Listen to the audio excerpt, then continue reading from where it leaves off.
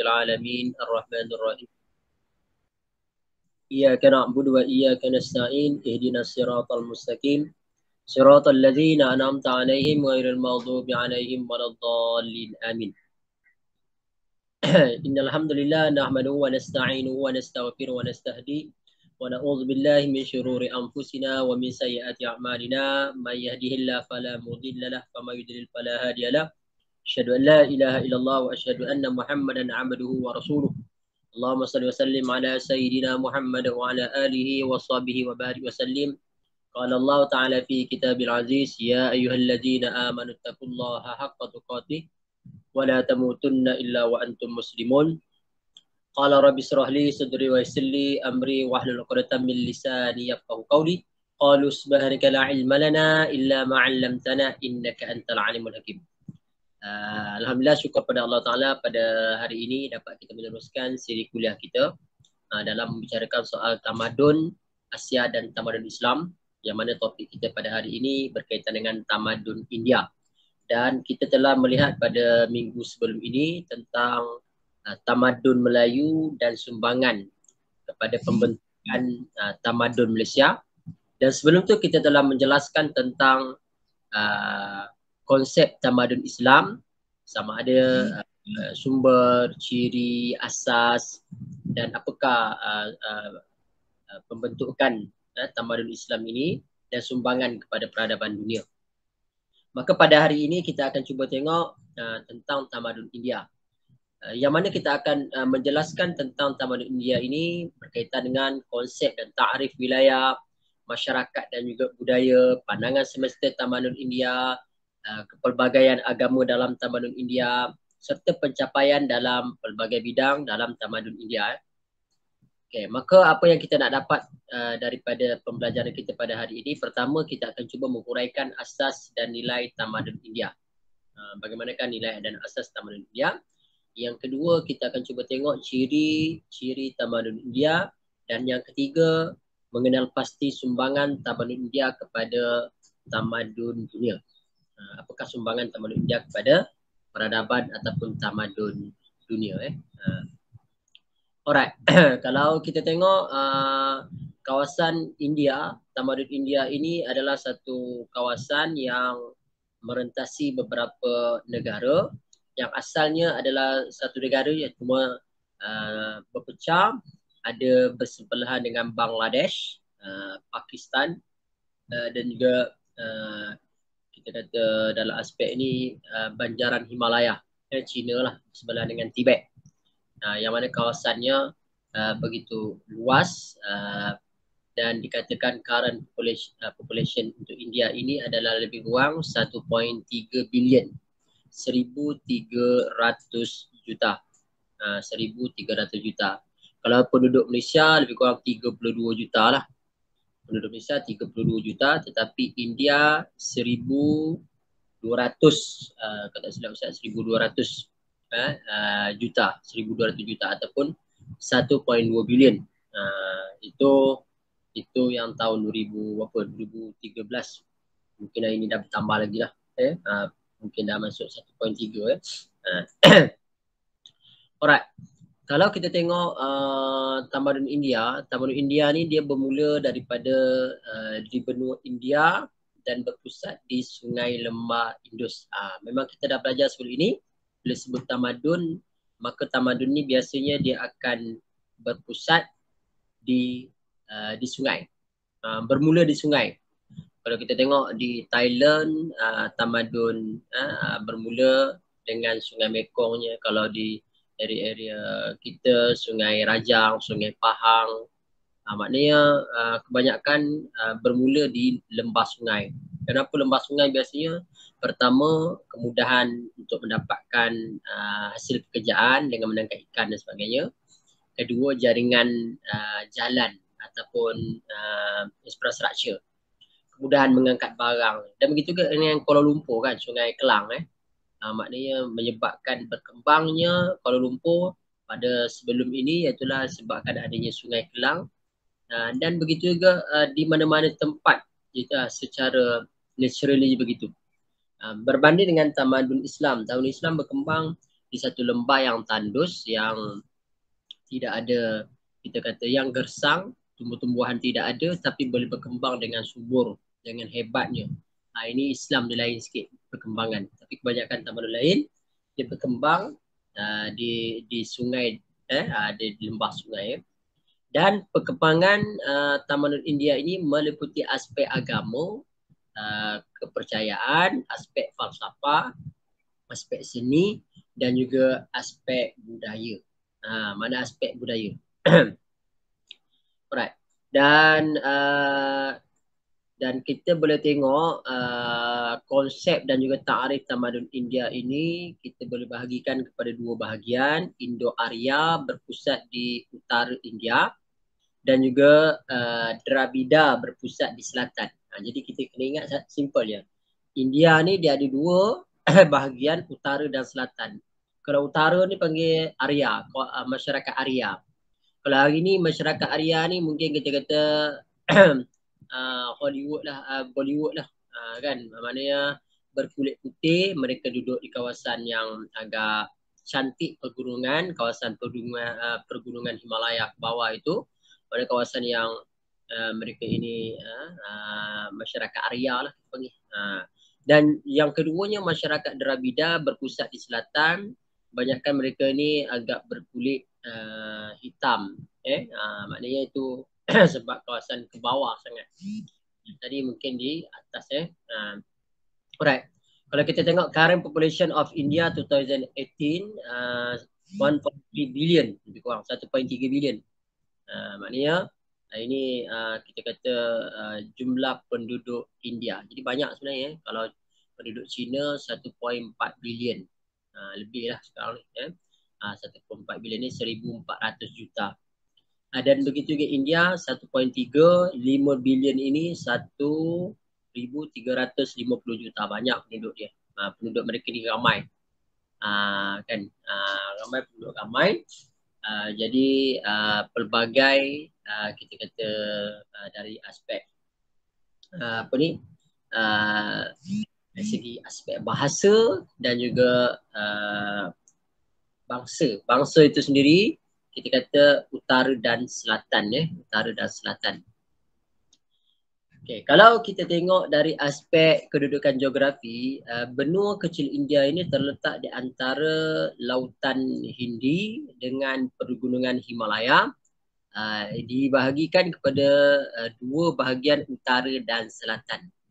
Kalau kita tengok masyarakat di utara ataupun masyarakat di masyarakat Arya utara, antara cirinya mereka yang pertama, masyarakat ni menetap di kawasan utara, itu satu. Jadi Indo-Arya ni, masyarakat Arya ini duduk di utara. Yang kedua, dia berbahasa Sanskrit.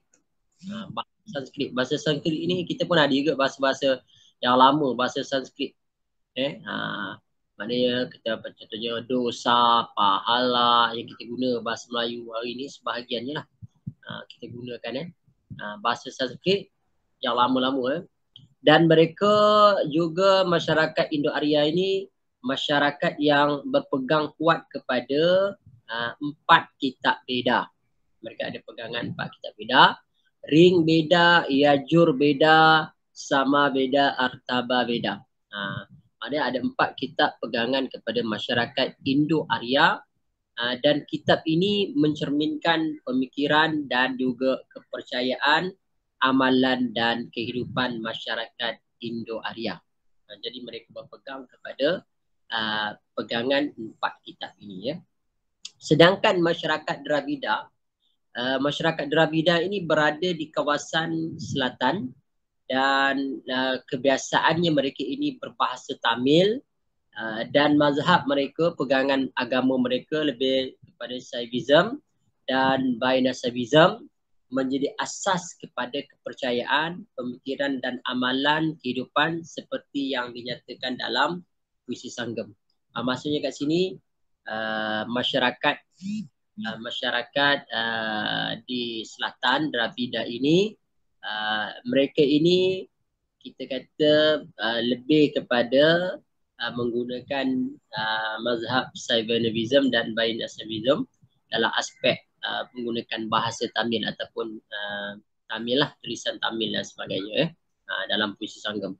Jadi kita kena ingat di India ada dua bahagian, utara dan selatan. Utara Arya dan juga selatan Dravida. Kalau di utara mereka menggunakan kitab Veda, kalau di selatan menggunakan sebagaimana dalam puisi Sanggam lah diceritakan.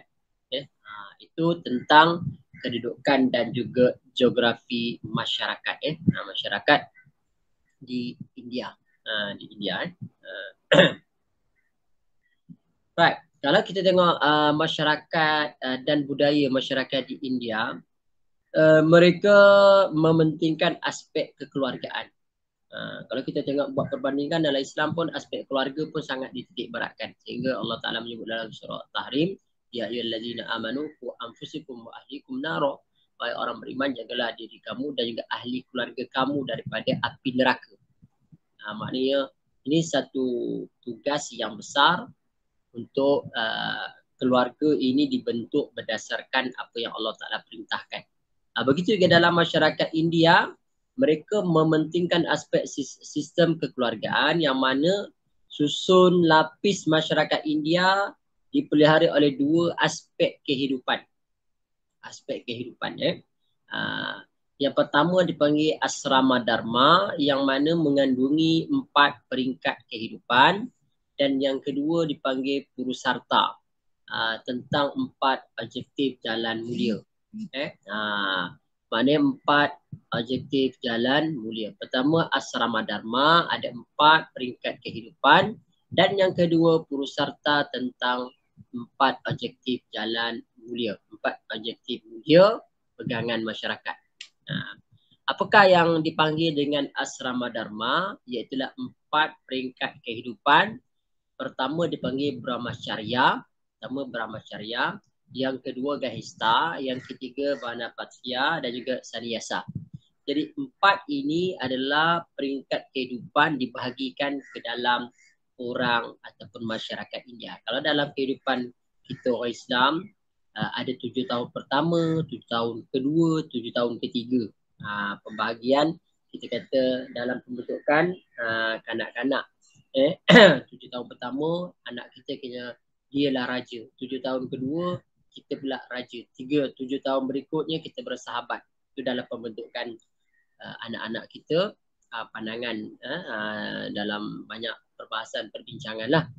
Ataupun kita kata manusia ni dia ada satu tempoh. Kalau kita ni 40 ke bawah, 40 ke atas, kalau level kita below 40, pemuda, atas 40 belia, atas lagi orang tua. Kalau dalam konteks negara kita, tua tu ditakrifkan mereka yang pencen. Yang kedua tua je umur 60 tahun ke atas. Jadi dalam masyarakat India ni, mereka membahagikan kehidupan itu kepada 4 bahagian tadi, brahmacharya, gahista, vanapasya dan juga sannyasa. Okey, apakah brahmacharya ini? Kepercayaan mereka yang mana usia sejak kecil, sejak lahir sampailah berumur 24 tahun. Dan mereka membahagikan 24 itu kepada 12 tahun pertama dan 12 tahun yang kedua, iaitu 12 tahun pertama iaitulah tahap pembelajaran biasa secara formal, dan 12 tahun yang kedua secara yang pertama tadi informal, yang kedua secara formal. Informal ni belajar daripada parent sebagainya lah. Tapi dalam konteks negara kita belajar hari ni mungkin tadika dah masuk umur 4 tahun contohnya. Jadi 1, 2, 3 tu adalah informal dekat rumah. 3, 4, 5, 6 itu duduk dekat tadika, dah masuk sekolah rendah lah. Dan level kita pun sekolah rendah masuk umur 7 tahun, dan 12 tahun tu masih sekolah rendah, primary school, dan umur 13 sampai umur 17 secondary school. Yang masuk universiti, jadi kurang lah universiti 4 tahun jadi umur 24. Itu dalam konteks negara kita. Tapi dalam konteks brahmacharya ini mereka membagikan usia tadi itu 12 tahun pertama informal, 12 tahun berikut secara formal. Yang kedua, peringkat umur yang kedua dipanggil gahista ini, iaitu kehidupan berkeluarga, disyurkan kahwin umur 21. Ini dalam keluarga masyarakat India. Kalau orang Islam, kita disunatkan lelaki ini umur 25 lah kahwin. Jadi Ustaz syorkan kepada mahasiswa Ustaz ni, kahwinlah umur 25 bagi lelaki kahwin 25. Jadi kalau belum lagi tu jangan kahwin lagi. Tapi ada juga keluarga-keluarga yang mana mereka kebiasaannya kahwin usia muda. Maknanya dia kahwin dalam kita kata memang keluarga dia memang menggalakkan kahwin umur 20 walaupun dia tengah belajar. Ada juga sebab dia nak cicit dia tengok cicai, cicit dan nenek dia tu nak tengok cucu dia lah. Kan nampak begitu. Ada juga dalam keluarga tapi kita kata kebiasaannya matang sikit. Bukan bermakna apabila 21 tak matang. Ada juga umur biasanya orang kahwin awal ni matang lebih cuma sekurang-kurang dalam masyarakat kita hari ini, orang Melayu contohnya, dia nak kahwin tu dia kena ada kerja dulu, kena ada keperluan-keperluan asas kan, rumah sebagainya. Tapi kalau nak tunggu macam tu jadi sampai ketua lah tak kahwin. Jadi sebenarnya kita kahwin je lah dulu kan. Tapi dengan syarat kita dah tahu ilmu alam perkahwinan lah.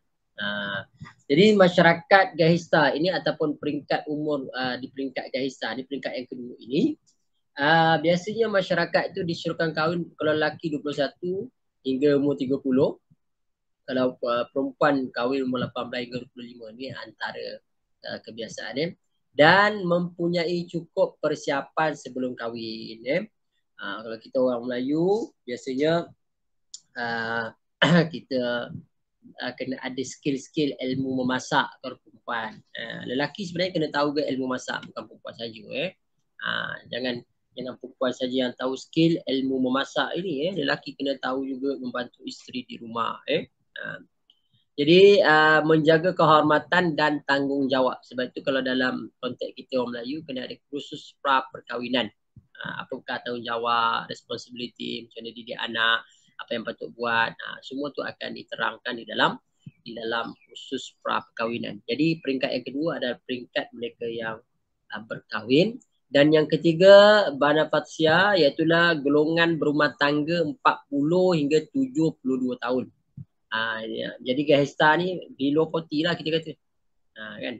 Sedangkan Bana Fatsia ini peringkat yang ketiga, 40 tahun ke atas. Kalau kita tengok sebelum-sebelum ini ujian melanda mereka yang duduk di paras umur 35 hingga 40. Kenapa kebanyakan macam tu? Pertama kita kata umur 35 hingga 40 ini satu kerangka umur yang pergi kepada matang. Jadi ujian-ujian kematangan berlaku dan dia menjadi penanda aras untuk seterusnya.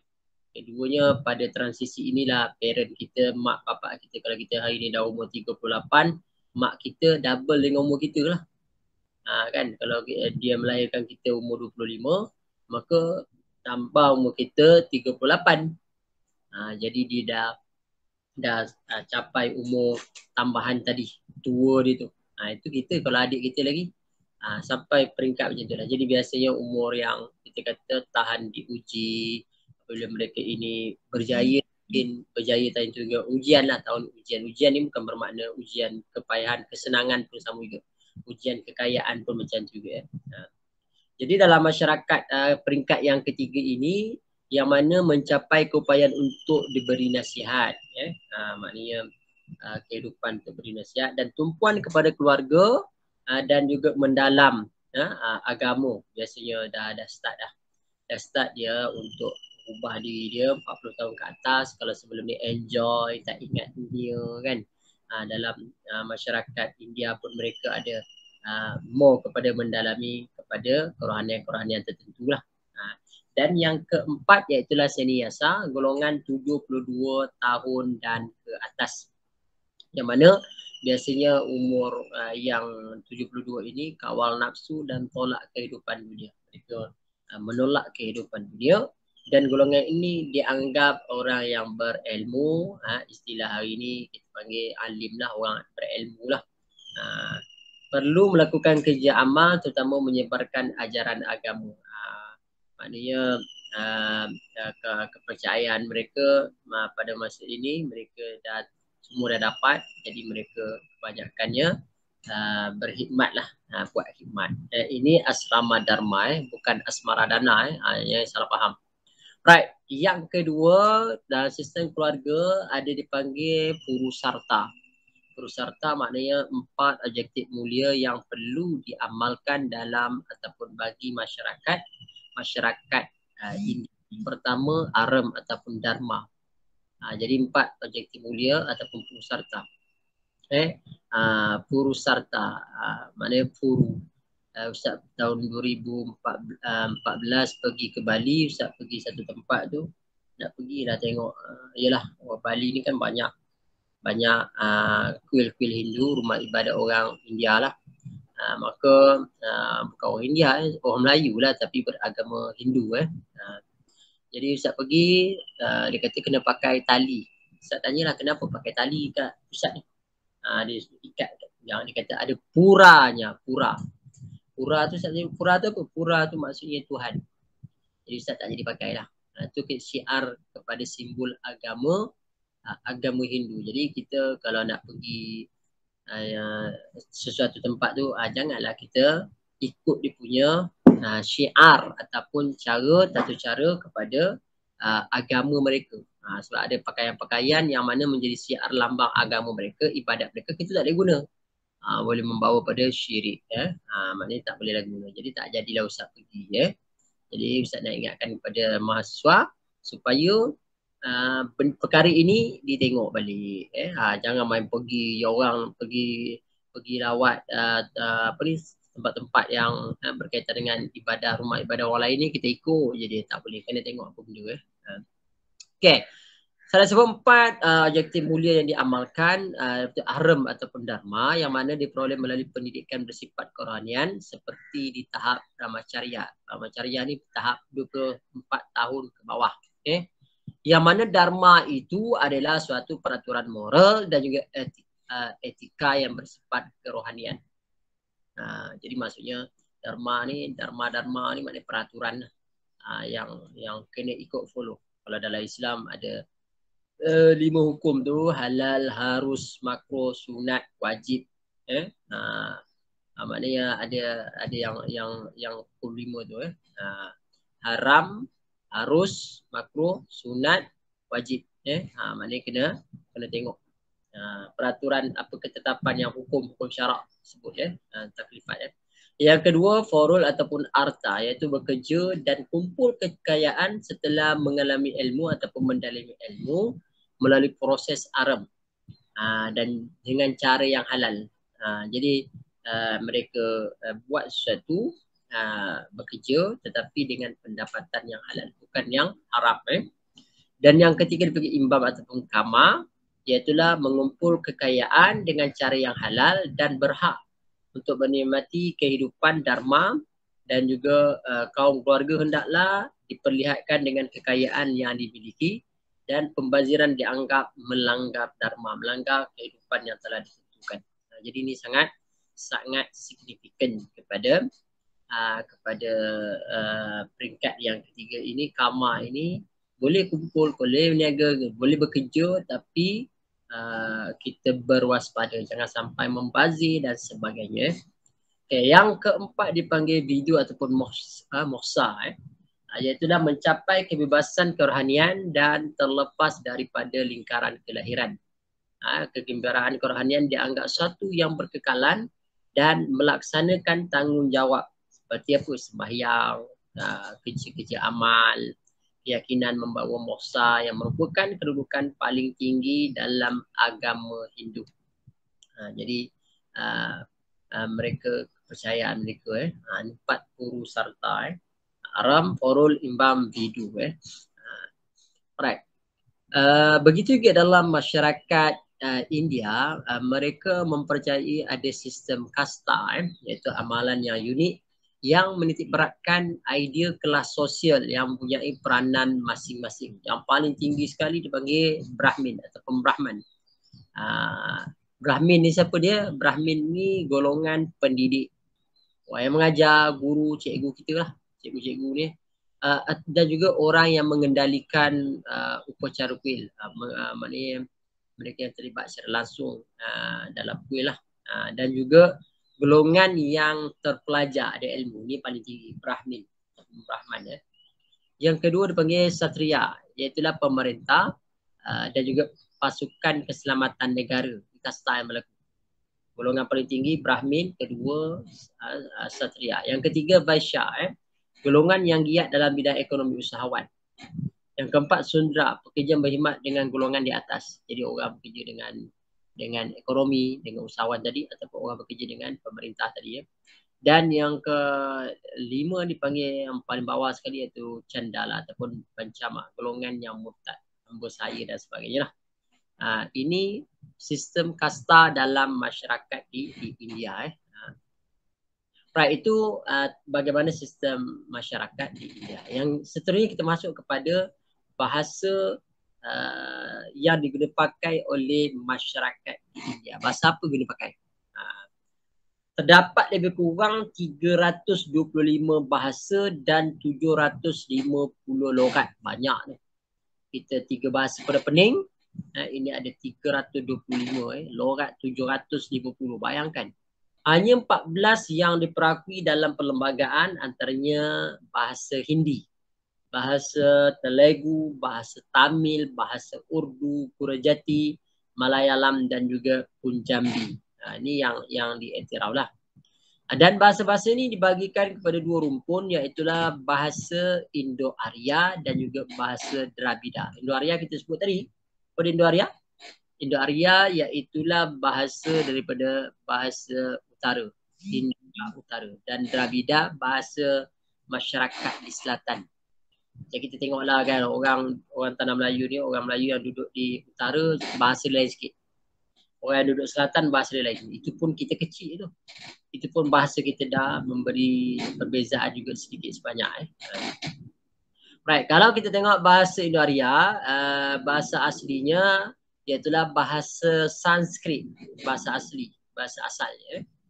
Dan akibat bercampur dengan logat penduduk tempatan, bahasa Sanskrit dia mengalami perubahan hingga wujud logat-logat seperti Prakrit, bahasa Pali, Magadhi, dan bahasa rumpun ini juga dikenali sebagai Bengali, ya, bahasa Gurjati, Hindi, Kashmiri, Punjabi. Ini antara bahasa-bahasa yang asasnya adalah bahasa Sanskrit. Kan macam kita lah bahasa Melayu yang kita guna, tetapi keluar logat-logat lain. Tulisannya sama je, logat je. Hampi mana, kamu pergi ke mana, contoh kan. Jadi wujud bahasa Pahang, bahasa Kedah, bahasa Kelantan, bahasa Terengganu. Sebenarnya tulisan sama je. Dia logat saja yang berbeza. Ini kata-kata masyarakat Indo-Arya. Sedangkan masyarakat Dravida yang mana terkandung di dalam bahasa ini dipanggil bahasa Tamil, bahasa Malayalam, bahasa Kannada, bahasa Telugu, bahasa Gundi. Ini bahasa-bahasa yang masyarakat duduk di Dravida. Ini yang famous lah. Dan juga selain itu terdapat kumpulan bahasa, iaitulah bahasa Munda yang digunakan kawasan Bengal dan juga Bihar. Dan mereka ni ada 2 jenis tulisan dalam arti kata tulisan font. Bentuk font ni iaitu Tamil script dan juga Sanskrit script. Mana Sanskrit script. Tulisan Tamil dan juga tulisan Sanskrit ada perbezaan sedikit dalam bentuk tulisan dalam bentuk tulisan. Ini aspek bahasa aspek bahasa. Right, kalau kita tengok sastra kesusastraan yang berlaku dalam masyarakat India, ini kita bagi 2 juga sebab di utara selatan ada sastra masyarakat Indo-Arya dan juga kesusastraan Dravida, masyarakat Dravida. Kalau kita tengok kesusastraan Indo-Arya yang mana lebih menonjol sebagai kesusastraan tertua di India. Jadi Indo-Arya ni tertua, yang mana dicipta dan dihasilkan dalam bahasa Sanskrit dan yang paling menonjol pada zaman klasik, zaman klasik awal, yang mana dipanggil kesusastraan Vedic. Jadi kesusastraan Vedic ini diambil pada perkataan Veda, iaitulah kitab Veda yang ditulis dalam bahasa Sanskrit yang mengandungi 2 bahagian, dipanggil Shruti dan juga Sriti. Shruti dan juga Sriti. Apakah Shruti? Shruti ini ajaran yang diturunkan oleh Tuhan kepada Maharesi mengikut zaman. Itu Shruti, Shruti. Sedangkan Sriti tafsiran kepada generasi ke generasi yang lain. Dia punya Shruti itu adalah yang asas, Sriti adalah dia punya penjelasan dia. Penjelasan dia, huraian, kupasan dia. Itu dia punya maksudnya apakah Sriti dengan Shruti itu ya.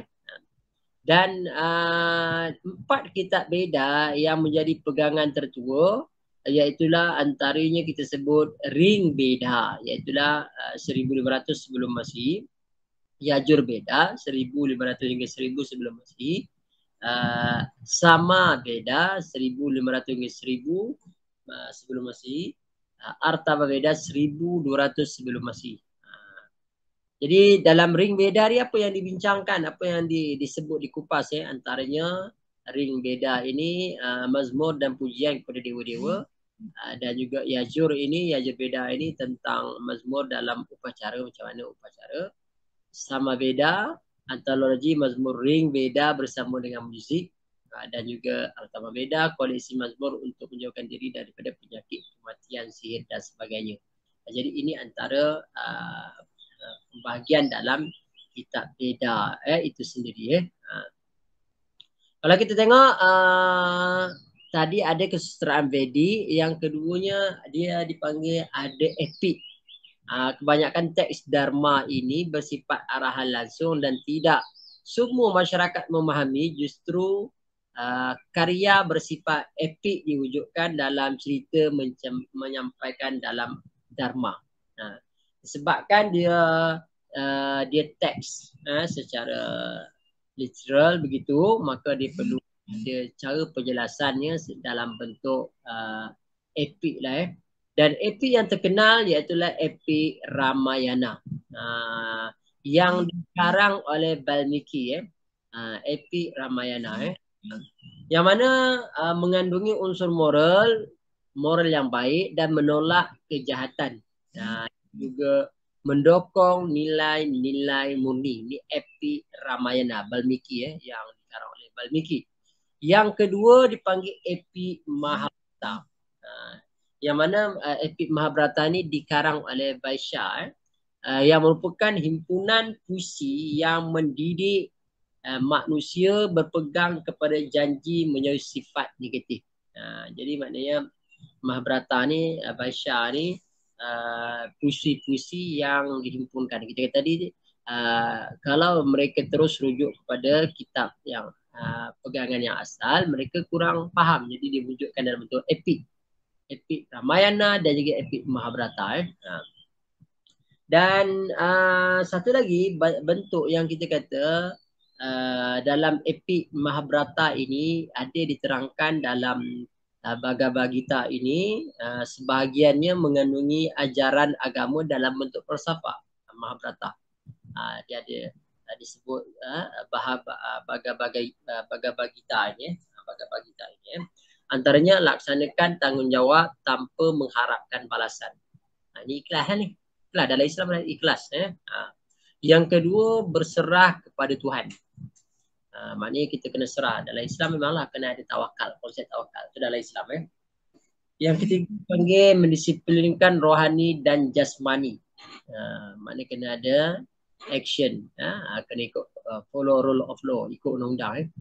Yang keempat dipanggil kawal nafsu, seperti amarah dan semara, dengki, sombong, semua berkaitan dengan maknanya ini antara kita kata perkara yang ada dalam Bhagavad Gita ni.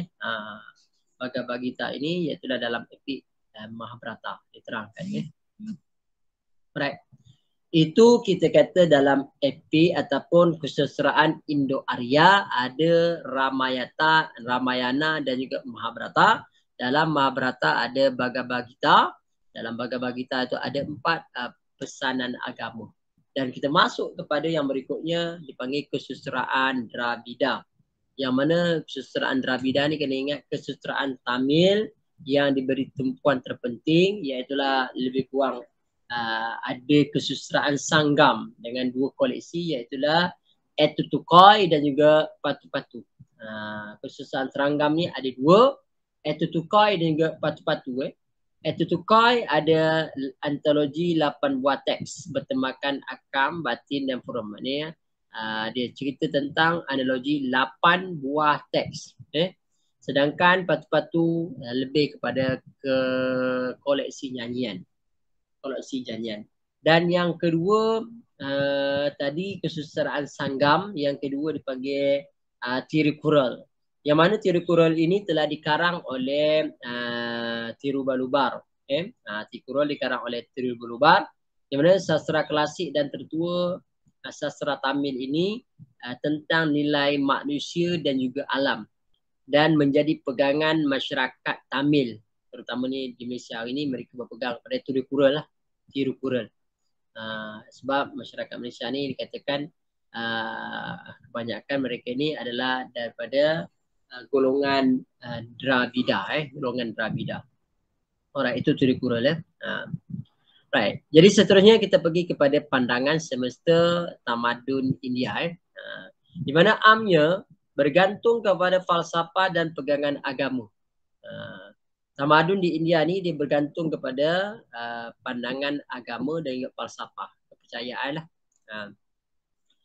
Yang mana Hinduism merangkumi idea-idea agama, falsafah dan juga budaya, mengandungi kepercayaan kepada kelahiran semula. Mereka percaya kelahiran semula, Tuhan yang mutlak, sebab dan akibat. Percaya sebab dan akibat. Kau buat ni, kau dapat ni. Jadi dalam Islam, sebab akibat itu asbab saja. Dia bukanlah benda yang pasti. Banyak orang yang tak ada sebab akibat pun berlaku. Semua itu adalah apa yang telah ditentukan, ditetapkan oleh Allah Ta'ala. Itu dalam Islam. Jadi kalau ada orang Melayu kata, kau buat ni, kau dapat ni. Kau memang betul. Tetapi bukanlah satu jawapan yang konkret. Berapa banyak orang yang buat baik dah, tapi mereka dizalimi, ditindas.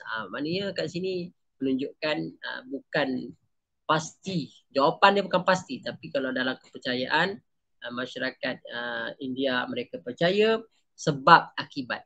Sebab akibat dia. Jadi kita ada juga ni, kita dengar dalam masyarakat kita, dia percaya sebab akibat.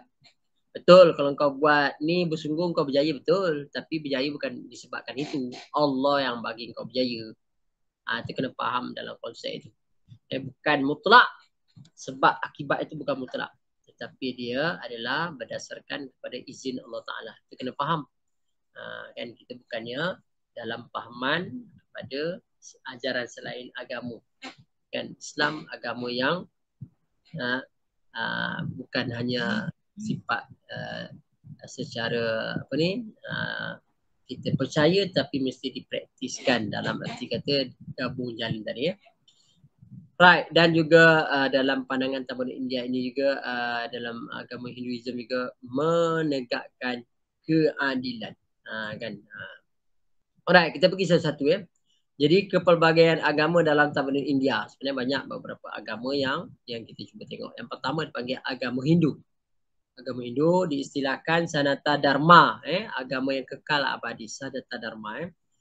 Tidak diketahui pengasasnya dan permulaannya, dan terdapat 6 mazhab, iaitulah kalau dewi dia contohnya Shiva, mazhabnya Saivism. Kalau Vishnu, Vaishnavism.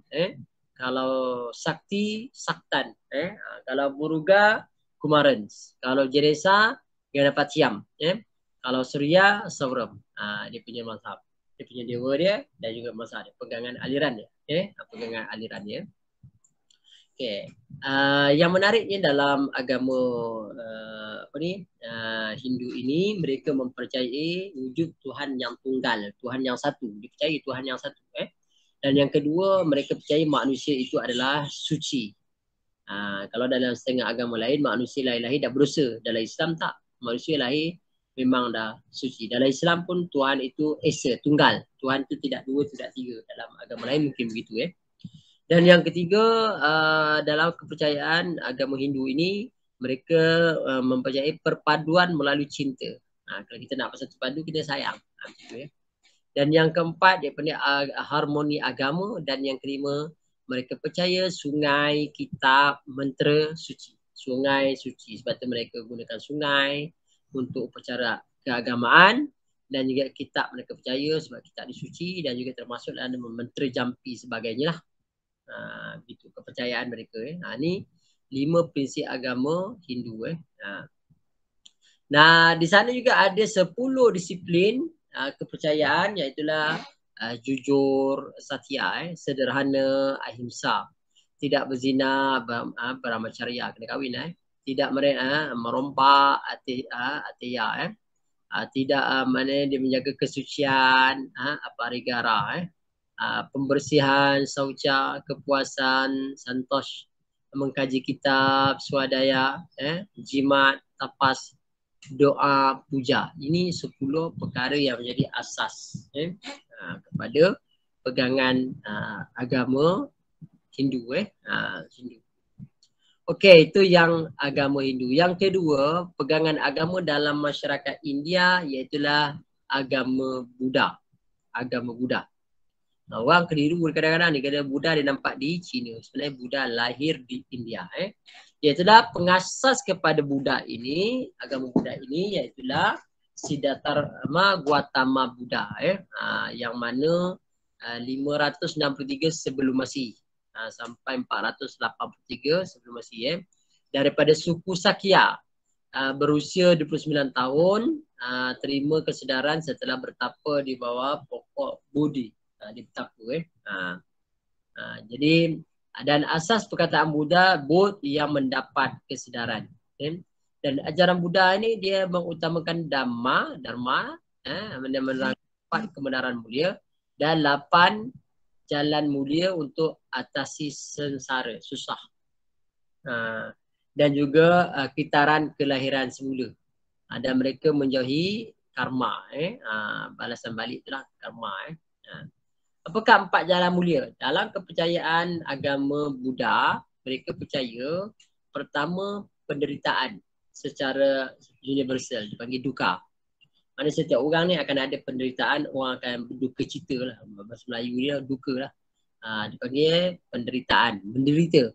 Yang kedua, mereka percaya punca penderitaan. Menderita tu memanglah semua orang akan diuji. Dalam Islam semua akan diuji. Dan ujian tadi akan ada lalui fasa-fasa. Jadi mereka percaya iaitu punca penderitaan. Apakah punca penderitaan? Yang ketiga, mereka meletakkan penderitaan boleh diatasi. Ini 4 jalan mulia ni. Susah, apa pun berlaku boleh diatasi. Yang kelima, yang keempat, cara mengatasi. Cara mengatasi. Pertama, dia percaya kepada sengsara. Kedua, setiap sengsara itu ada punca. Ketiga, cara penderitaan itu sebenarnya boleh diatasi. Yang ketiga dan yang keempat, cara untuk mengatasi. Ini jalan mulia, 4 jalan mulia. Okay. Dan diterangkan beberapa punca penderitaan, antaranya iaitulah kecuaian, abidadya, dan juga seterusnya kecenderungan, samskara, kesedaran tentang karma ataupun bisnana, nama dan juga bentuk, nama rupa, 5 organ deria dan juga minda, sadayatana, dan hubungan antara diri dengan objek, sparsa, sensasi, vedana, nafsu, tresna, bergantung kepada pewujudan, upadana, bertekad untuk lahir, baba, kelahiran semula, jati, dan juga usia tua dan kematian, jara marana. Ini antara kita kata punca penderitaan secara disebut kenapa berlaku penderitaan.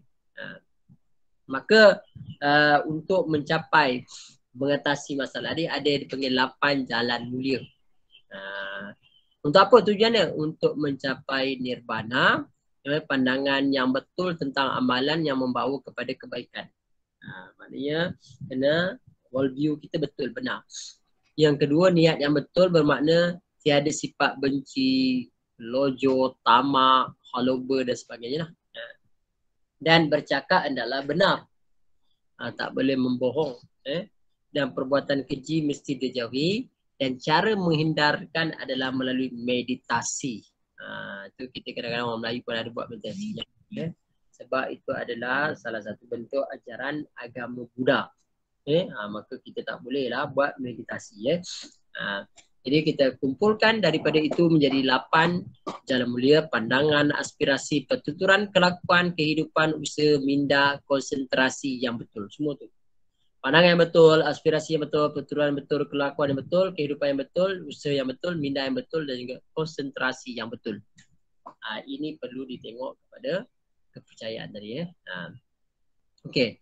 Dalam mazhab Buddha ini, percayaan mazhab ajaran Buddha ini terdapat mazhab Hinayana dan juga Mahayana.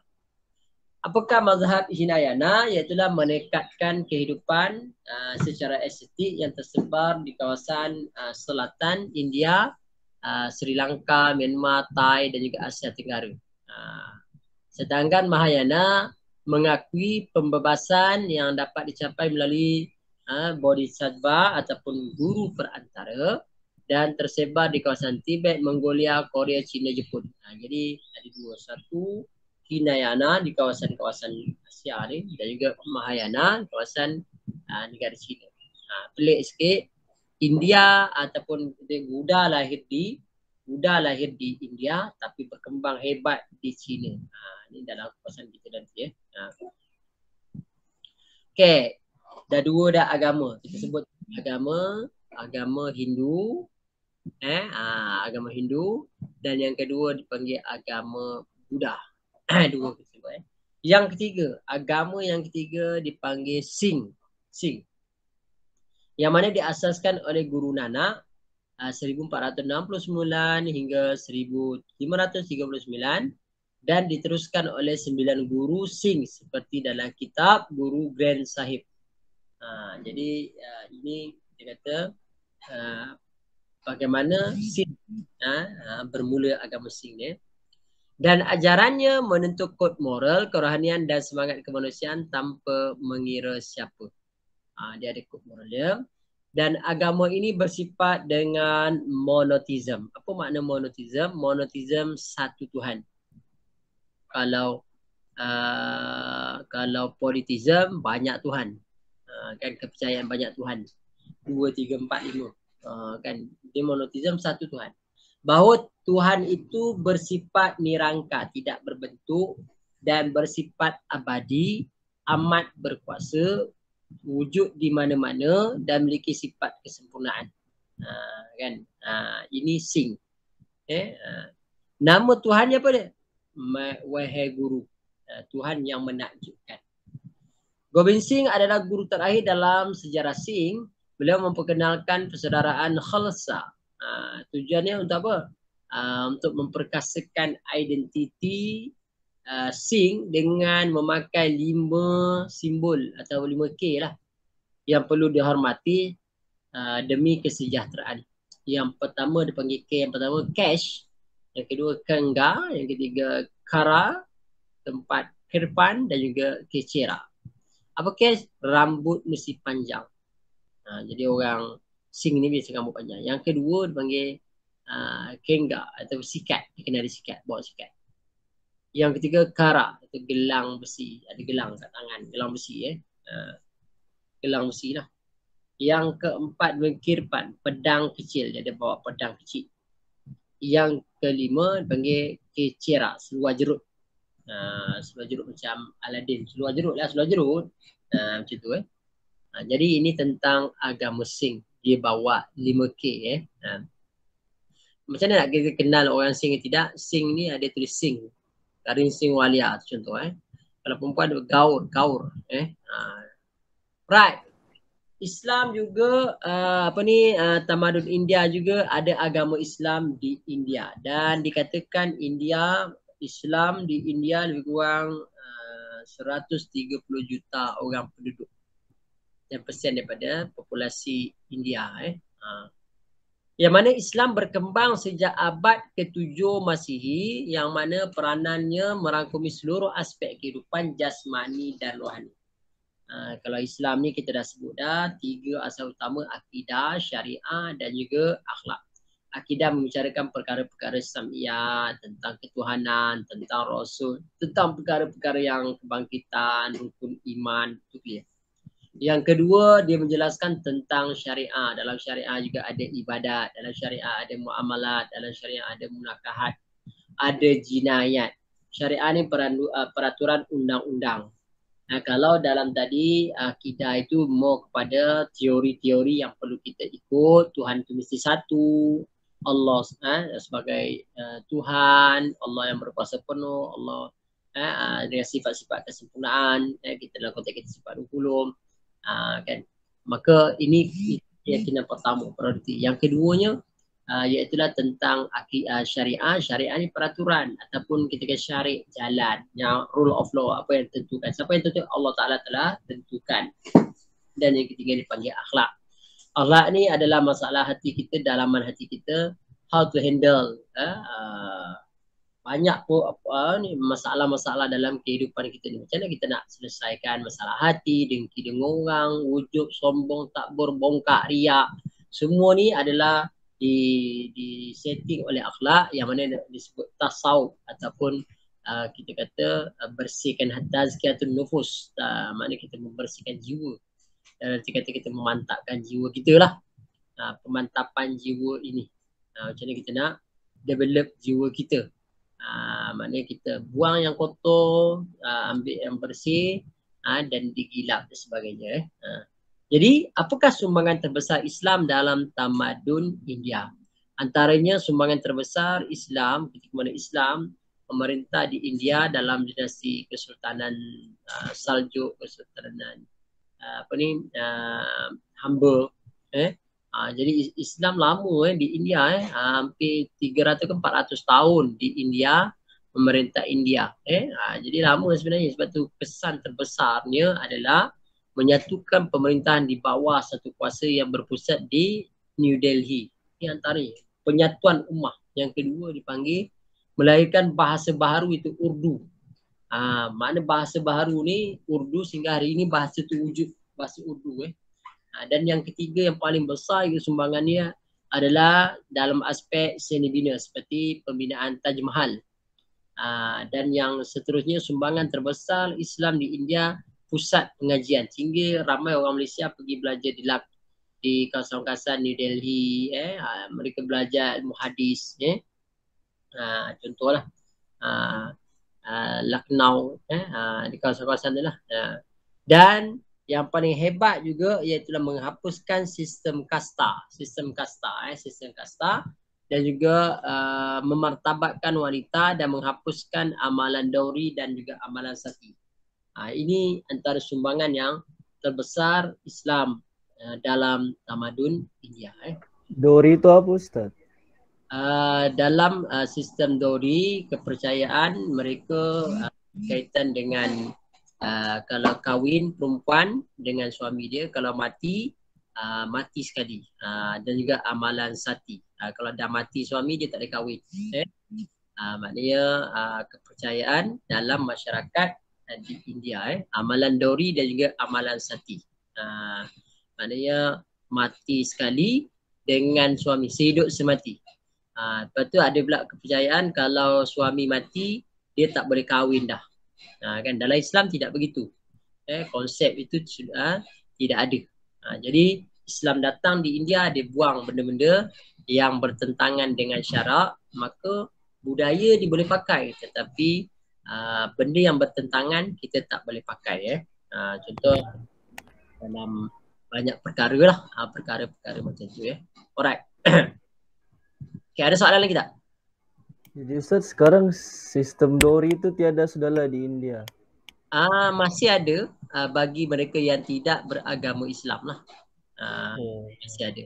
Maksudnya kepercayaan sebab tu kita boleh tengok masih ada hari ini mereka tu tak kahwin, mereka itu ada juga bila dah mati suaminya dibakar sekali dengan suaminya sebab amalan. Sebab agama Hindu, salah satu kalau cara perkembumian adalah dengan membakar. Dan juga ada juga masyarakat di kawasan-kawasan pegunungan utara di Tibet contohnya, Kalau mati, mereka ini akan dimakan oleh burung pemangsa. Burung yang besar tu dimakan. Dipanggil pemakaman langit dipanggil. Tetapi Islam datang, benda tu tak macam kita. Kalau orang Islam di India macam kita lah, dikebumikan, dikafan. Ikut syariat Islam lah. Ini kita kata tadi sumbangan Islam dalam India. Sebab India pernah diperintah oleh Islam lebih daripada 400 tahun kata Ustaz, dalam aspek dia memerintah. Jadi kesan dia terutama pada dinasti pada pemerintahan yang agak sekular sikit, iaitulah Akbar Khan. Akbar Khan, kau dengar tak Akbar Khan? Dalam mereka buat filem tentang Akbar Khan ni ada. Permaisurinya adalah Hindu. Tapi sebenarnya tak boleh lah kahwin macam tu kan. Tapi maknanya berlaku begitulah sebahagian ya. Alright, seterusnya kita pergi kepada pencapaian. Apakah pencapaian dalam tamadun India?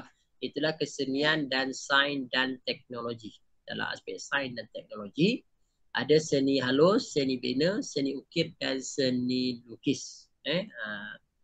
Kalau kita tengok seni halus, dalam seni halus ini contohnya dalam aspek benda yang halus seperti muzik, seperti tarian, drama kan. Contohnya karya Natya Satra dihasilkan oleh Bharata Natyam, menerangkan semua jenis seni halus.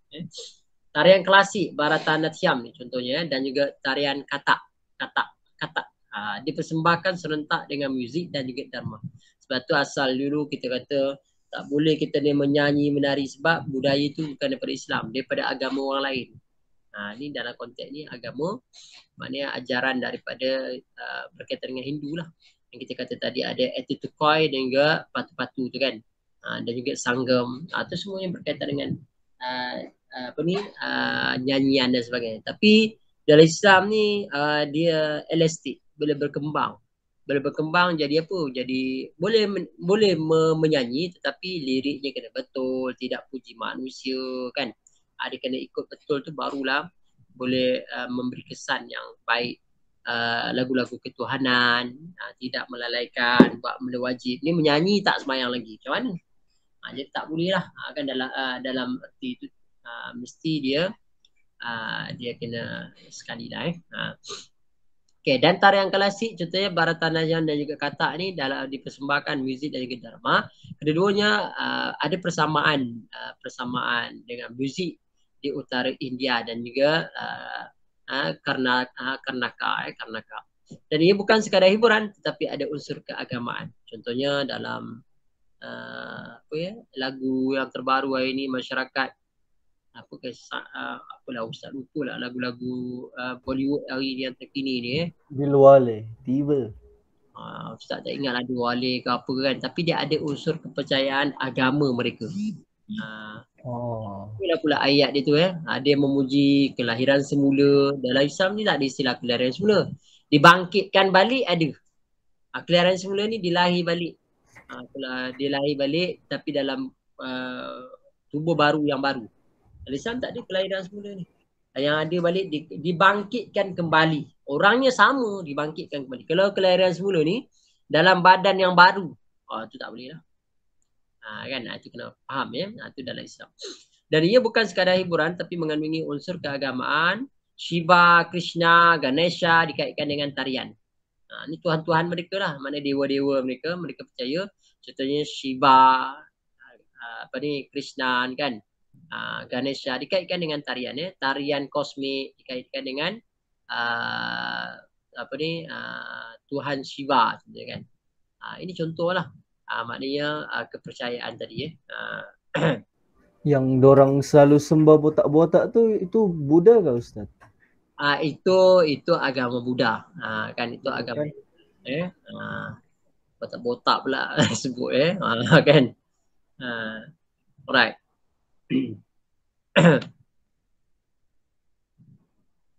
Alright.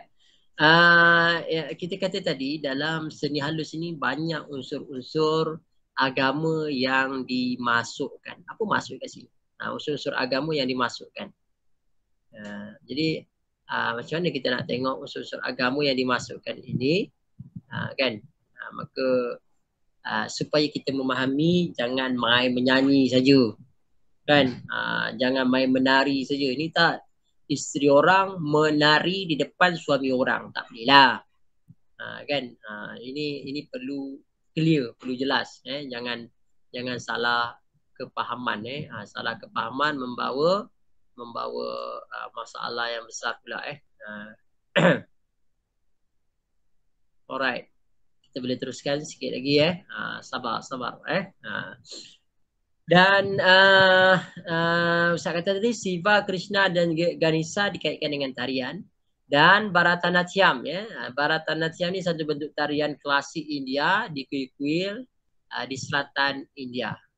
Jadi Bharatanatyam ni bentuk dia tarian.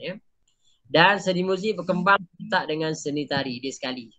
Seni muzik dan seni tari sekali. Irama, tala dan melodi atau raga, kombinasi yang digunakan serentak sekali lah. Irama ghazal dan qawwali diperkenalkan oleh Muslim India. Jadi Islam datang modified, jadilah ghazal, jadi istilahnya qawwali. Dan tarian Bhangra itu tarian daripada Singh yang mengamalkan Bhangra ni. Ini antara bentuk sumbangan dalam bentuk sastra. Seni lah, seni yang halus ni. Kalau kita tengok alatan muzik dia, kalau India Utara, dia ada sitar. Macam sitar ni macam ada tali ke. Ada sanha, sahnai, sahnai. Dan juga ada tabala, ketuk-ketuk juga. Seterusnya ada India Selatan. India Selatan punya alatannya contohnya vina. Ada nata baram, dan juga ada mirdanga. Ini peralatan yang diguna. Okay, kalau kita tengok dalam aspek seni bina, kalau dalam agama ataupun kuil Hindu, yang mana ianya ditentukan oleh peraturan, ada peraturannya. Dan dia perancangan dia, pemilihan tapak sesuai ke mana? Biasanya mimpi, melalui tengok astronomi, macam-macam lah kepercayaan, kan? Ada mitologinya agama. Terdapat dua bentuk, iaitulah bulat dari segi 4, bulat lebih kukuh, bentuk sebulat. Contohnya tengoklah kuil Hindu, Borobudur, tengok macam mana, semua bulat. Dan penyembahan sangat diutamakan dalam agama Hindu. Kuil bukan saja tempat ibadat, tapi tempat penghimpunan masyarakat. Jadi sebenarnya bukan sekadar hanya tempat untuk berhimpun, tapi kepada bukan saja untuk nak ibadat, tapi berhimpun dalam masyarakat. Itu kita kata dalam aspek seni bina Buddha, Hindu. Yang kedua, kita tengok sini bina aspek kuil ataupun berkaitan dengan agama Buddha. Jelas kelihatan seperti masa-masa Raja Asoka, jenisnya lebih pada stupa Buddha didirikan di persimpangan jalan. Ada stamhas didirikan sebagai monumen, dan juga ada berdika ataupun batu ataupun pagar, dia ada pagar dia mengelilingi Buddha, diikuti sejarah kehidupan Buddha. Dan ada trauma Buddha ataupun pintu gerbang, diukir Buddha pada permukaan batu, kan? Maknanya ini adalah antara seni bina Buddha. Sedangkan Islam dia ada seni bina dalam aspek yang terbesar sumbangan Islam, iaitulah aspek menara. Apa makna menara? Asal menara ni ketika Islam membuka Mesir, sampai ke perkembangan yang lebih luas. Jadi di sana ada menara. Menara ni nar api. Manar, tiang api. Jadi tiang api ni tinggi, kan? Jadi tiang api ni tinggi, jadi digunakan lambang secara vertikal dan horizontal. Vertikal hablum minallah, horizontal hubungan dengan manusia. Jadi lambang dibuat menara ke atas dan dia lapang dalam masjid. Jadi sini bina begitulah. Jadi ada dipanggil menara, rumah api asalnya, manar. Maknanya menara ataupun tiang api. Kapal-kapal nak lalu biasanya akan tengok rumah api tu menuju, oh ni dah tepi pantai ni. Jadi Islam ambil itu sebahagian simbol kepada hubungan dengan Allah, hubungan dengan masyarakat, kata dan ke atas ya. Jadi salah satulah. Jadi sebab tu kebanyakan masjid-masjid kita ada menara dan juga ada kubah-kubah yang besar contoh kan. Ini aspek kita kata seni bina lah. Yang mana seni bina Islam ni gabungan Arab, Parsi dan India. Menara contohnya Kutub Minar diukir dengan ayat suci, contohnya Taj Mahal di Agra kan. Walaupun kita kata lambang cinta mahal, Mumtaz Mahal dengan Taj Mahal kan. Maknanya Mumtaz Mahal sejahan ya. Maknanya lambang cinta tapi seni bina dibuat Islam, kerajaan Islam pada masa itu ini contoh aspek seni bina. Kalau kita tengok seni ukir yang mana berkaitan dengan agama, mereka ukir patung, tiang berukir, seni berpahat, contoh. Itu seni ukir. Diukir-ukir. Kalau dalam Islam diukir-ukir bentuk ni haram, tak boleh kita tak boleh lukis patung kucing letak dalam rumah, buang. Kalau ada dalam rumah tu buang yang sempurna ukir-ukir ni tak boleh. Kalau kita lukis pun lukis yang binatang pun sebenarnya tak boleh, lukis binatang yang sempurna. Binatang-binatang menyawa tu Ustaz, kalau kartun dia tak sempurna, kartun dia tak ada apa. Dan lukis kartun apa? Kartun apa yang lukis? Ada tak? Zul, kartun apa kamu lukis Zul? Tak ada Ustaz, saya tak pandai melukis. Tak pandai melukis tiba-tiba kamu lukis contohnya Doraemon. Doraemon tak ada. Jadi tak ada masalah lah kalau lukis Doraemon. Tapi kalau kamu lukis harimau letak kat rumah, binatang ke apa ke kan, itu tak boleh lah. Lukis apa lagi, penting gambar yang menyawa tu tak boleh. Kan termasuk manusia lah kan Ustaz? Macam mana? Termasuk gambar-gambar manusia. Manusia kan bernyawa. Gambar manusia ni ada perbahasan sedikit. Kan? Gambar manusia ni ada perbahasan sedikit. Kalau sekadar ambil gambar, simpan, itu tak ada masalah. Tapi kalau digantung dekat rumah, itu ada perbahasan ulama. Ulama ada hilaf dekat situ. Pertama dia kata malaikat rahmat tak masuk, tapi malaikat maut masuk lah.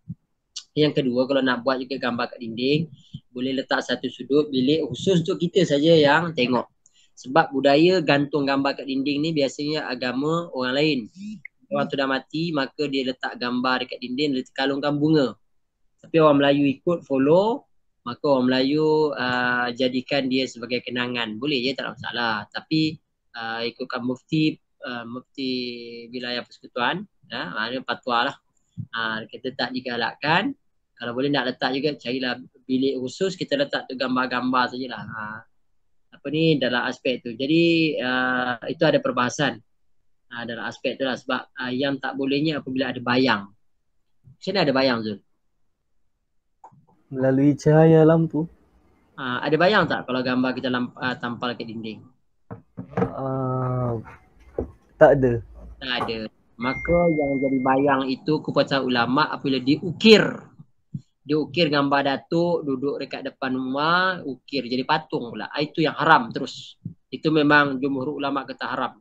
Tapi kalau sekadar gambar yang ambil, yang kita tampal ke dinding, lepas tu tak ada bayang. Kita suluh lampu tak ada keluar bayang kan. Tak ada bayang ni kan. Jadi itu tak ada masalah. Walaupun begitu, Ustaz kata tadi, mufti wilayah kata tidak dibenarkan kerana apa? Boleh meniru gaya agama lain. Sebab agama mana agak? Agama Kristian. Agama Hindu kan. Sebab Hindu. Diletaknya gambar, lepas tu diletaknya kalungkan bunga dekat gambar tu, betul tak? Ya, Ustaz. Betul. Right. Jadi kalau ada lepas ni cabut semua ataupun letak satu sudut. Ustaz, saya tak nak cabut, pegang yang boleh. Islam ni senang je. Jangan kita kata satu tu saja jawapan dia, tidak. Dia ada pilihan. Kan? Kalau iman kita kuat, okey lah. Tapi apabila kita tengok mengagungkan, inilah datuk aku dulu, dia lah. Payahlah macam tu. Kan? Sedangkan dia dah duduk di alam lain. Jadi gambar-gambar ni kalau boleh, janganlah letak. Nanti dia akan jadi lain sikit. Okay? Tapi nak letak ke? Boleh, tak ada masalah. Ustaz sebut tadi. Tapi kena faham lah dia punya, adalah hujah dia kan. Kalau Allah tanya jawab nanti, Allah Ta'ala tanya jawab lah dah. Kalau Allah Ta'ala tanya balik, kita adalah jawapan dia. Berdasarkan hujahnya begini begitu. Adalah jawapan kita kan. Kenapa ni letak ni? Saya tengok Datuk saya letak gambar sini, saya letaklah Ustaz. Apa hal? Dia tak boleh lah. Maknanya adalah hujah kita. Alah, ini sekadar nak apa ni kita kata ingatan supaya bermotivasi, mungkin bolehlah tapi itu kena tengok balik fatwa Right, seterusnya seni lukis yang mana menghiasi candi dan kuil, menggambarkan keceriaan dan keagamaan. Dilukis, kan kita tengok di contohnya di dekat Batu Kip tu kan, macam mana lukisan-lukisan lukis, candi-candi tu dilukir dan di coloring. Tangga tu berapa banyak tangga tu dilukis ikut color-color Dan aspek sains dan teknologi menekankan dua aspek fungsi dan juga kepentingan. Aspek fungsi dan kepentingan contoh dalam bidang matematik, astronomi, dalam bidang fizik, kimia, logam, perubatan, yang mana banyak dalam aspek perkembangan dalam aspek ini lah. Itu contoh dalam aspek kita kata tamadun di India, kan, tamadun di India, dan sebenarnya banyak lagi yang mungkin kita boleh bahaskan, macam mana sumbangan tamadun ataupun pandangan tamadun di India ini. Alright, sampai situ ada soalan tak nak tanya Ustaz? Jadi Ustaz. Clear Okay. Kita ulang kaji balik. Dalam Tamadun India ini ada agama Hindu, ada agama Buddha, ada agama Islam dan juga agama Singh. Dan kalau kita tengok agama Hindu ni bersifat, dikatakan bersifat semula jadi di kawasan Sungai Indus, dan bukti-buktinya adanya patung-patung dan juga membuktikan agama Hindu juga agama yang tertua lah. Dan dalam kepahaman agama Hindu juga mereka ini politism, atonism, monotheism dan juga monism. Beberapa ism lain dekat kepercayaan mereka kepercayaan mereka dalam arti kata dalam agama mereka lah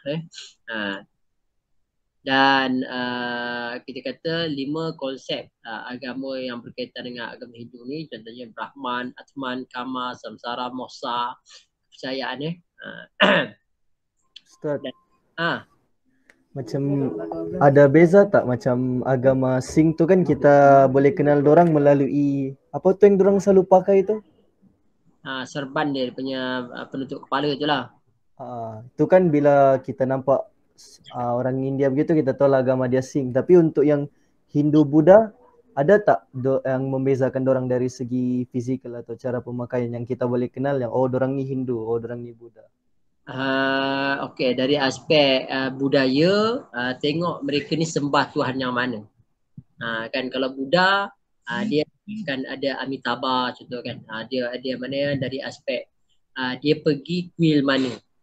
Dari aspek pemakaian dia tidak adalah satu jelas. Sebab yang Singh tadi diperkenalkan oleh Gobind Singh tu lah. Sebab dia memperkenalkan 5K tu. Jadi kat situ kita boleh nampak dia. Tetapi kalau dalam aspek agama Hindu, dari aspek dia penyembahan kuil dan juga Buddha dalam aspek bagaimana kepercayaan kehidupan ni lah masyarakat yang beragama Hindu dan juga Buddha. Tapi kita kena ingat pengaruh Hindu Buddha ke tanah Melayu ni begitu kuat. Contohnya Sriwijaya dan juga Majapahit. Ini sebelum Islam datang sebelum Islam datang. Sebab tu orang Melayu terkesan dengan pengaruh Hindu Buddha. Terkesan dan sampai hari ini orang Melayu yang beragama Hindu Buddha ini adalah Bali, masyarakat Bali. Dah Ustaz dah sampai ke Bali, macam mana kehidupan Hindu Buddha, dia orang Melayu, orang macam kita. Bukan orang India, orang Melayu tapi beragama Hindu Buddha. Dan mereka pun mempercayai kalau mayat-mayat tu ditanam sementara, lepas tu dalam 3 bulan 4 bulan digali balik baru dibakar. Maka dia percaya kepada pembakaran, dibakar. Okay, kalau dalam agama Hindu, saya sebut tadi ada 5 konsep yang berkaitan, contohnya Brahman, Atman, Kama, Sansara, Moksha, dan mereka ada 4 kitab, Veda, Yajur, Sama Veda, Artama Veda. Tetapi kalau dalam agama Buddha dipanggil ada kitab Tripitaka. Apakah Tripitaka ni? Ada Sutta Pitaka, ada Vinaya Pitaka, dan ada Abhidhamma Pitaka. Maksudnya konsep dalam agama Buddha ni kita sebut ada 4 jalan mulia. 4 kita kata kebenaran mulia tu bermula pada sengsara, dan macam mana sengsara ni punca, dan sengsara boleh diatasi dan boleh diatasi. Itu yang beza di agama Buddha ni lah. Kan? Dan Buddha lahir di mana, Zul? Buddha bermula dari mana? Tak tahu loh, Ustaz. Buddha kita sebut tadi di India. Buddha adalah dia adalah orang biasa. Kepercayaan orang dia lahir di masyarakat suku Sakya. Dia lahir dia adalah golongan bangsawan, dan dia bertapa umur 29. Lepas tu datang ilham kepada dia. Lalu dia membawa ajaran berkaitan dengan Buddha. Kalau ikut dalam kepercayaan dan kajian-kajian keislaman, kemungkinan Buddha ini adalah Nabi. Kemungkinan Kenapa Nabi? Sebab dia membawa ajaran lebih kepada akhlak, tapi tidak menetikkan aspek ketuhanan. Sebab tu ajaran Buddha yang kita sebut tadi, dia tak sebut secara contohnya Tuhan tu 2, 3, 4. Dia tak sebut pasal itu. Buddha diterangkan aspek hanya kebenaran jalan mulia, kena buat baik, kan. Dia tak sebut Tuhan tu banyak. Kan, berbanding dengan kita kata tadi agama Hindu, ada beberapa dalam perkembangannya, ada politism, hetenism, monotheism. Ada kepercayaan juga dalam Hindu pun ada kepercayaan monotheism, Tuhan yang satu. Tapi juga ada juga percaya mana unsur-unsur lain-lain pun ada juga. Contoh tapi dalam kita nak sebut Buddha, dia adalah manusia biasa. Jadi apabila dia membawa ajaran tu dikatakan orang Buddha percaya dia adalah manusia, tetapi Tuhan telah mengangkat dia menjadi Tuhan. Setelah dia mati, Tuhan mengangkat dia jadi Tuhan. Jadi Tuhan mengangkat dia Tuhan tu siapa? Tuhan yang mana mengangkat dia jadi Tuhan? Kepercayaan agama Buddha lah. Jadi maknanya orang Buddha percaya asalnya dia adalah manusia. Tapi dalam Islam Tuhan tu mesti satu. Dalam Islam disebut Allah hu ahad, kul huwallahu ahad. Katakanlah wahai Muhammad, Allah itu esa. Esa ni tunggal, satu, tidak dua, tidak tiga. Kalau satu dia ada 2, 3, 4. Kalau tunggal dia tak ada. Awak anak apa ni? Saya anak tunggal, Ustaz. Maknanya tak adalah yang kedua, ketiga. Allahus Samad. Dalam Islam Allah itu tempat kebergantungan semua makhluk. Semua makhluk minta dengan Allah Ta'ala, maka itulah dipanggil As-Samad. Lam yalid wa lam yulad. Allah tidak beranak, tidak diperanakkan. Itu konsep asas dalam Islam. Tapi dalam agama yang lain, mereka percaya. Kalau agama Hindu contohkan kita faham tadi, ada Tuhan-Tuhan mereka berkahwin. Dan Tuhan mereka berkahwin dan dapat anak. Dan anak pula ada kembar sebagainya. Itu dalam agama Hindu. Kan kepercayaan Sabinem, Baisabi Muruga, Sakti, kan Janesa. Sebab mereka percaya. Tapi dalam masyarakat Buddha, asalnya Buddha itu adalah Islam, lahir di India dan bertapa di India, tetapi sebelum Masihi kurun ke-6, orang daripada China, mereka ni melalui jalan sutera dan membawa ajaran ni, akhirnya asimilasi sebati dengan Buddha di China, Buddhism China. Itu lahir Buddhism China. Disesuaikan dengan Buddhism China. Dan salah satu cara nak kenal Buddha adalah dengan pakaian dia. Pakaian warna kuning. Kuning yang sangat, bukan kuning tu, kuning macam orange sikit. Dan mereka ni tak makan binatang. Tak makan. Kalau kita nak kenal orang Hindu, antara lainnya dia memuliakan lembu. Memuliakan lembu dan juga kita kata memuliakan sungai. Tapi kalau dalam Buddha, mereka ini vegetarian kebanyakannya. Dan mereka, kalau kita tengok yang terbaru di Myanmar kan, macam mana dia buat kepada orang Islam. Tapi itu sejauh mana kebenaran, mungkin ada kena buat kajian lah. Okay. Itu contoh lah. Sedangkan Islam Islam kita kata memertabatkan agama wanita Islam yang kita sebut konsep Islam dan sebagainya lah Alright. Ada juga satu lagi agama di India dipanggil Jaina diperkenalkan oleh Mahavira dan mementingkan undang-undang sebab akibat. Sebab tu kalau ada dalam Islam sebab akibat. Kalau kau buat gini kau pasti jadi gini. Dia bukan pasti. Allah Ta'ala yang memberi. Ni kena faham Oh kalau kau buat begini kau pasti jadi. Tak pasti. Belum pasti lagi. Banyak orang yang baik pun diuji oleh Allah. Kita akan diuji. Cuma kita akan nak buat baik lah. Contohnya kalau agama Jaina ni ada Jain Temple di Ratnapur Ratnapur. Alright, saya rasa itu saja. Kalau ada soalan kita boleh discuss, bincang panjang lebar kat sini. Ada soalan tak nak tanya? Apa lagi nak tanya? Ada soalan nak tanya? Jap Ustaz. Indo area.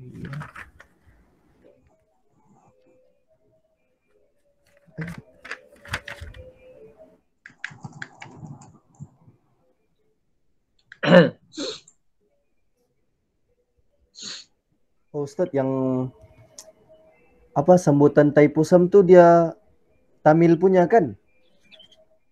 Taipusam dia adalah salah satu bentuk perayaan lah. Yang kita tak boleh wish perayaan. Tapi kalau tahun baru Cina contohnya dia adalah perayaan budaya. Budaya. Tapi Taipusam ni yang peliknya hanya duduk dekat kita kata dalam apa? Dalam masyarakat Malaysia. Sebab tu mereka terbesar di Batu Cape lah itu Taipusam. Right.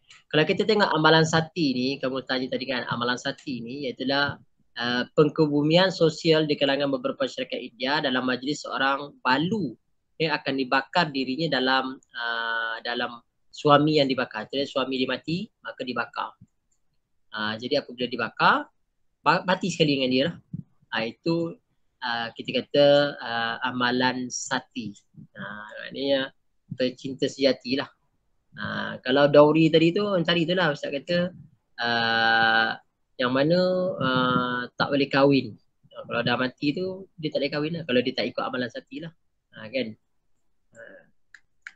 Okay, dalam kalau kita sebut dalam aspek apa ni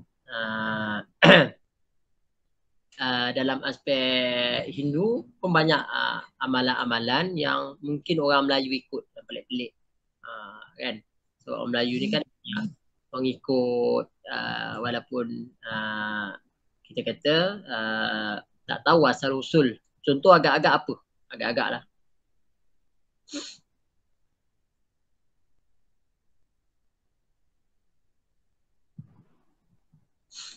Okay, kalau dalam sistem dauri ni, iaitulah pemberian dauri ataupun hantaran kahwin di India ni sebaliknya menjadi tradisi lah. Maknanya bagaimana keluarga pengantin perempuan sebagai hantaran kahwin. Maknanya perempuan pula kena bagi hantaran. Kalau amalan sati tadi berkaitan dengan bagaimana apa ni kalau suami dia mati sekali ataupun dia tak boleh kahwin. Kan. Tapi dalam sistem dauri ni hantaran tu kalau ikutkan lelaki yang bagi hantaran. Yang lelaki kalau dalam Islam lah. Jadi amalan itu sudah tidak ada lagi lah. Dalam kitab Beda dijelaskan kandayana atau hadiah untuk gadis.